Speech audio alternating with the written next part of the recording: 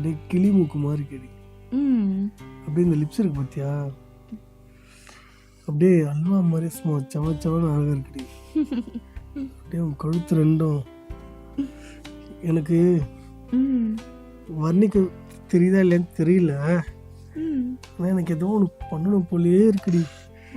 அப்படியே உன்னை அப்படியே பிடிச்சி அப்படியே கட்டி பிடிச்சி அப்படியே உன்னை கடிக்கணும் போலயே இருக்கு தெரியுமா? அப்ப கடிச்சுக்கோ.